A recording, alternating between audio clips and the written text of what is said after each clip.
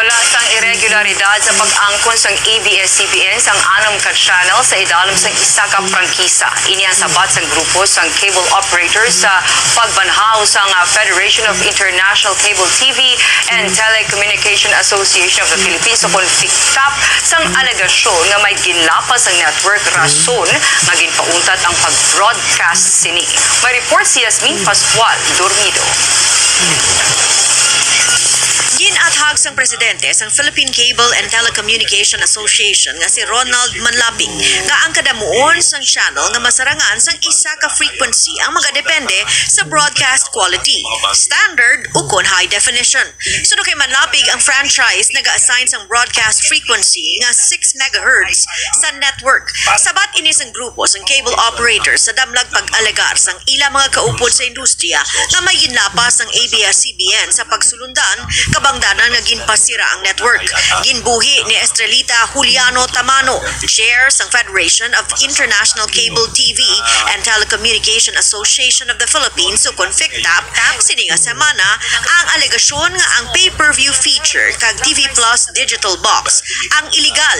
Gin-question niya man kung nga may 6 ka channel ang ABS-CBN sa idalom sang isa ka franchise. Hindi natin kailangan na magkaroon ng isang franchise bawat channel. Ang prangkisa ng isang broadcasting company katulad ng ABS-CBN, okay, nakalagay na doon yung frequency. Ang technology nag-evolve yan eh. So we are shifting to or transforming the technology. Ngayon, yung KBO is part siya ng tinatawag na digital terrestrial television. Ito yung isang technology right now na being adopted ng mga broadcasting company na para makapag-deliver sila ng mga programa din nila through the airwaves. So yung sinasabi na violation ng PICTAP tukol dun sa 30 pesos, masasabi natin yon na ang technology natin ngayon ay hindi natin maiiwasan na mag-transform para mag-create siya ng sarili niyang pamamaraan ng pag-broadcast o pagpapawid ng mga programa sa ating mga kababayan. Gindugang pa ni Manlapig nga ginmanduan damlagpas ang Department of Information and Communications Technology ang mga broadcast outfit nga mag-upgrade halin sa analog pagkadto digital.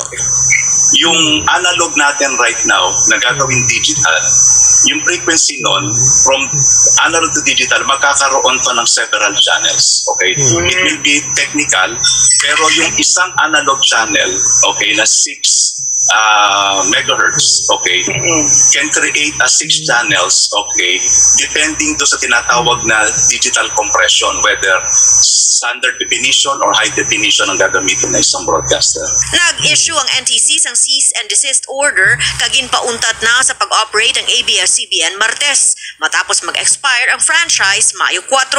Ang mga hagna para sa franchise renewal sa network ang pending sa Kongreso. Ang iban nga bill gin-file sang 2016 pa. Apang wala matalakay ukon maproseso sa Kamara. Talagang nakakalungkot kasi ang laki na nagagawa ng ABS-CBN to give information dissemination to our people. And at the same time, instrumental ang ABS ngayon through the pantawid ng pag-ibig na nagbibigay kayo ng mga relief goods sa ating mga kababayan. So nakakalungkot isipin na dapat magpatuloy ang pagbibigay ng impormasyon ng ABS-CBN.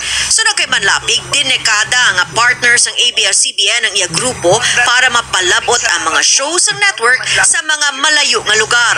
Magluwas sa delay sa pag-renew sang franchise, may ginpasaka man si Solicitor General Jose Calida nga co-warranto case sa Korte Suprema.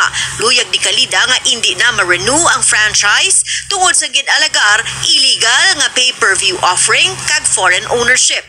Ang network nagaserbisyo sa minilyon ka Pilipino pinaagi sa telebisyon, radyo kag online platform kag nagapanindugan nga wala inis ang ginlapas nga layi sa sulod sa 65 na katuig nga pagpangalagad. Yasmin Pascual Dormido, ABS-CBN News.